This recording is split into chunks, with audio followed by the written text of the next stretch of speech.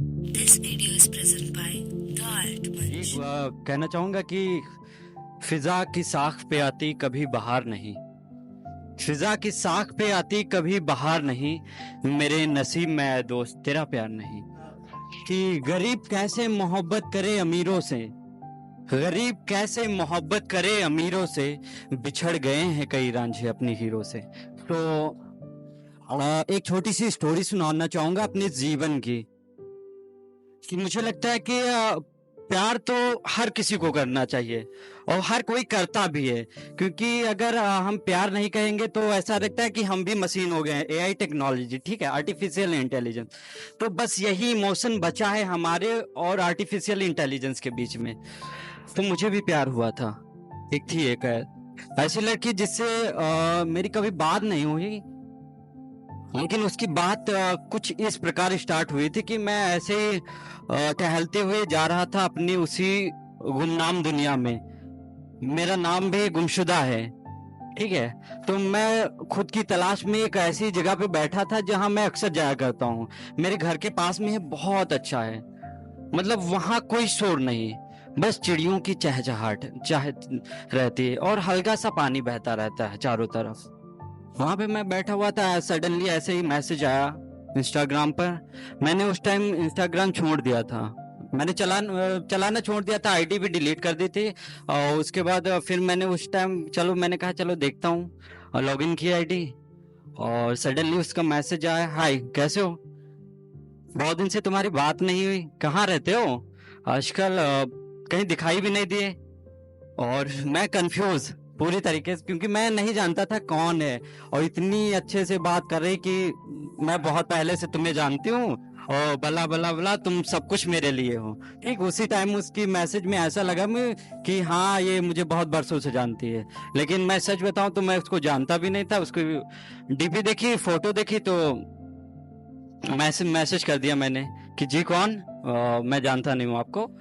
तो उसने कहा, उस उधर से रिप्लाई आया तुरंत, कहाँ थे इतने दिन, मैं कितने दिनों से तुम्हें मैसेज कर रही हूँ। मैंने कहा कि पहली बात तो ये कि मैं आपको जानता नहीं हूँ, तो प्लीज अपना नाम बताइए। तो उसने कहा, हाय मेरा नाम, वो नाम तो आपको नहीं बता सकता क्या है, लेकिन हाँ उसने अपना नाम बताया और सडनली मेरी बात होनी स्टार्ट हो गई। उसने मुझे पहली बार भाई कह के पुकारा था। और यहाँ का मेरा एक वीडियो पड़ा था, उस पे नाइस भाई कमेंट किया नीचे। मैंने कहा थैंक यू सिस्टर। अच्छा, लड़कियों की आदत होती है ना कि हर लड़के को भाई जरूर कहेंगे स्टार्टिंग में, तो उसने भी मुझे भाई बना लिया। और कुछ टाइम तक मेरी बात चलती रही, और बात जब थोड़ा सा मुझे लगा कि अब ज्यादा अटैचमेंट हो रही है भाई तुम्हारे लिए, ये सही नहीं है। अटैचमेंट अक्सर कहते हैं ज्यादा मिठाई में कीड़े पड़ जाते हैं, तो कुछ वैसा ही मेरे साथ हो रहा था। तो मैंने कहा एक बात बताऊं। उसने कहा जी बोलिए। मैंने कहा ऑलरेडी मेरी बहुत सारी बहन है, तो प्लीज मैं आपका भाई नहीं बन सकता। तो उसने कहा अच्छा ऐसा क्यों। तो मैंने कहा बस ऐसे ही कह रहे हैं, आपको गलत ना लगे तो मैं ये बताना चाहती हूँ कि मेरे भी भाई हैं, लेकिन मैं सबको ऐसे ही बोलती हूँ। मैंने कहा ठीक है कोई बात नहीं। फिर वहां से मेरी बात स्टार्ट हो गई, थोड़ी बहुत नोकझोंक रहती है सब में, तो मुझे भी लगा स्टार्टिंग में ठीक है सब सही हो जाएगा, टाइम के साथ सब कुछ सही हो जाता है, क्योंकि टाइम वो चीज है जो हर जख्म भरता चला जाता है। स्टार्टिंग में हमें बहुत ज्यादा लगता है कि नहीं यार वो नहीं तो कुछ भी नहीं, लेकिन समय के साथ सब कुछ भर जाता है, और लेकिन रह जाता है छोटा सा रिग्रेट, यार वो नहीं है। तो कुछ ऐसा ही मेरे साथ हुआ। और जो मैंने उसको एक बात समझाई, उसकी एक आदत थी झूठ बोलना, और वो मुझे सबसे ज्यादा हर्ट करती थी। मैंने उसको समझाया कि क्या यार छोटी छोटी बातों पर झूठ बोलना, जो है सडनली सामने बोल दो यार, मुझे बुरा लगना होगा, हम दोनों मैनेज कर लेंगे यार, ऐसी कोई बात नहीं, मैं समझने की कोशिश करूंगा। भले मैं समझता नहीं हूँ किसी को, मैं बहुत नालायक हूँ, मैं बहुत बदतमीज हूँ, ठीक है, और मैं इंसान नहीं हूँ, मैं बहुत ही ज्यादा निहायती बदतमीज इंसान हूँ, ठीक है। तो मैंने कहा मैं कुछ भी हूँ लेकिन मैं समझने की कोशिश करूंगा। इतना मैं जानता हूँ यार, हर किसी की अपनी अपनी लाइफ होती है, तो तुम भी अपनी लाइफ में कुछ भी करो, लेकिन प्लीज मुझे बता देना। तो लेकिन ये बात उसको नहीं समझ में आ रही थी। मैंने 1000 बार बताया कि प्लीज अगर कुछ भी हो तुम्हारे मन में मुझे बता दियो। मैंने अपनी सारी बातें स्टार्टिंग से लेकर एंडिंग तक शेयर कर दी उससे, कि मेरी लाइफ में पहले भी कुछ ऐसा था जिसकी वजह से मैं सब कुछ छोड़ चुका हूँ। पहली बात तो मुझे किसी पर ज्यादा विश्वास नहीं होता है, लेकिन मैं एक बात और अपने बारे में कहना चाहूँ, मेरे अंदर किसी को लेकर कोई बात नहीं है। मतलब किसी को लेकर कि मैं उससे गुस्सा हूं तो मैं उसकी बातें बुराइयां चारों तरफ करूं, मेरे अंदर ऐसा कुछ नहीं है। जो है मैं उसके मुंह पे डायरेक्ट बोलता, हर किसी के मुंह पे बोल दे। अगर उसको सामने वाले को समझना होगा वो समझ जाएगा, नहीं समझना है उससे कुछ भी कहो, नहीं समझ में आना। तो मैंने भी बहुत सारी बातें बताई, और उसकी एक स्टार्टिंग से यही आदत थी कि बहुत झूठ बोलती थी और कुछ भी नहीं बताती थी अपने बारे में। आज तक मुझे उसकी फेवरेट चीज भी नहीं पता है कि क्या थी, और मेरी हर चीज उसको पता है। तो ये चीज मुझे धीरे धीरे धीरे धीरे ऐसी खलती गई। तो एक दिन सडनली उसका वो किसी से बात कर रही थी, बिजी आ रही थी, रात के 1 बज रहे थे। और ये चीज मैंने उससे पूछा कि कौन है, आप बता सकती हो? अगर आपका दोस्त है मैं कुछ नहीं कहता हूँ, ठीक है, सबके दोस्त होते हैं, मेरे भी दोस्त हैं, मेरी भी कई सारी गर्ल्स दोस्त हैं, ऐसा नहीं होता है सब कुछ। लेकिन उसको ये बात नहीं, उसने कहा कुछ भी नहीं है। अच्छा, पहले मुझे हर किसी को लगता है कि ना कि जो इंसान कसम खा रहा है वो पक्का सच्चा, मतलब सब कुछ सच बोल रहा है यार। कसम, झूठी कसम नहीं खाई जाती यार, मर जाता है इंसान। लेकिन उसने कसम खाई, मेरी कसम खाई। मैंने कहा चलो अपनी मम्मी पापा की कसम खाओ। मुझे लगता था मम्मी पापा की इंसान कसम नहीं, मैं आज तक मैंने कभी मम्मी पापा की कसम झूठी नहीं खाई। मुझे विश्वास था क्योंकि कि सब कुछ हो सकता है यार, वो नहीं। लेकिन उसने कसम खाई और वो चीज मुझे बहुत हर्ट करी, बहुत ज्यादा ही। मैंने कहा ठीक है यार। उस टाइम वो दिन मेरे लिए ऐसा था, मैंने उसको गालियां दी। फर्स्ट टाइम मैंने किसी की गर्ल्स को गाली दी। इनफैक्ट मैं किसी दोस्तों में भी गाली नहीं देता हूँ। मुझे लगता है कि गाली क्या यार, कूल बनना, मैं जैसा हूँ ठीक हूँ, इनफ हूँ यार, क्या गाली देकर ये सब कुछ होता है। लेकिन उस दिन मैंने गालियां दी उसको, क्योंकि मुझे पता था वो कहाँ बात कर रहे थे, इस वजह से मैंने गालियां। वो ऐसा नहीं, वो बहुत अच्छी लड़की है, बहुत ही अच्छी। वो उसका दोस्त ही था, ठीक है, लेकिन उसे सच बोलना चाहिए था। उस टाइम का रिग्रेट आज तक रहा है मुझे।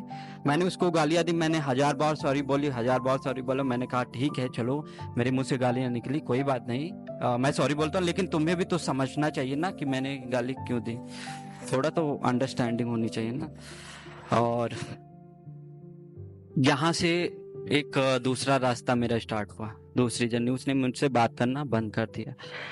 मैंने 1000 बार उसको मनाने की कोशिश की, सब कुछ किया।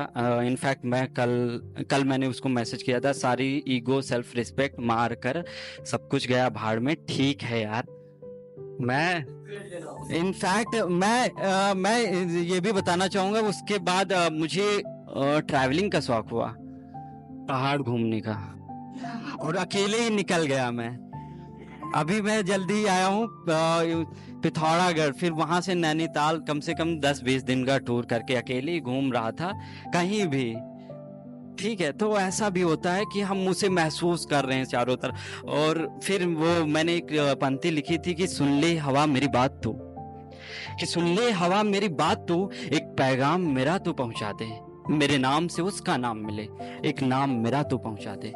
कहना जाकर उससे तू कुछ काम अधूरा रह गया, कि कहना जाकर उससे तू कुछ काम अधूरा रह गया, मेरा नाम अधूरा रह गया।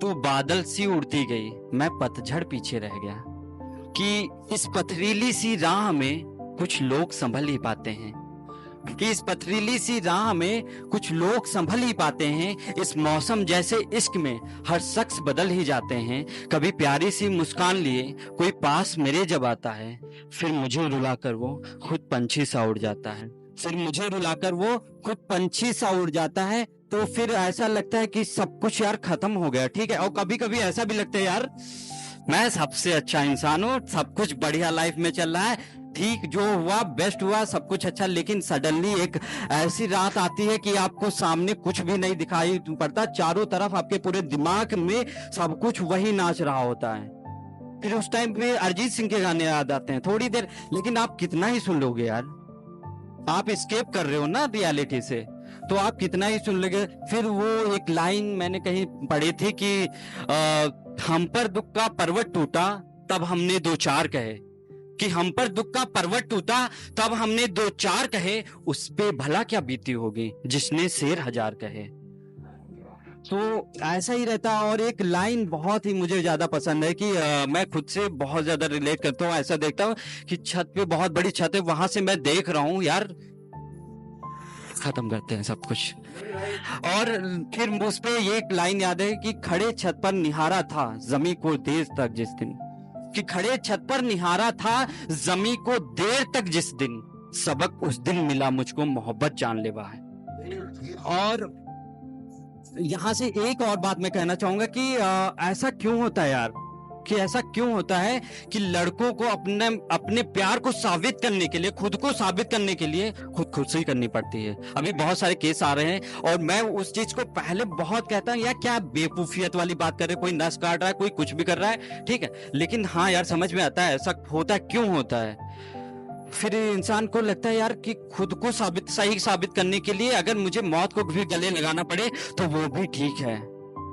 और यही सेम चीज मेरे साथ भी हो रही थी कि यार चलो सब कुछ खत्म करते हैं, अगर तू सही है मैं गलत हूं, अब यहाँ पे तू मैं हम तो पता नहीं कहाँ गया, यहाँ पे हम चल रहे तू और मैं, ठीक है, और यहाँ पे कहते हैं चलो यार सब कुछ खत्म करते हैं। तो यही कुछ होता है कि, और लड़कियों का अपने आप को अगर सही साबित करना है तो सबसे बड़ा हथियार है भाई, दो आंसू निकाल कर गले लगा लो, रो दो, ठीक है, रो दो भाई। और उस टाइम बंदा इतना इमोशनल होता है यार, बंदी अगर रो रही है तो यार इसके अलावा कोई सत्य हो ही नहीं, जीवन का अंतिम सत्य यही है, अंतिम सत्य यही है, चाहे जो वो जितनी भी बड़ी गलती करके आई। और चलो ठीक है, जैसा भी था अच्छा था।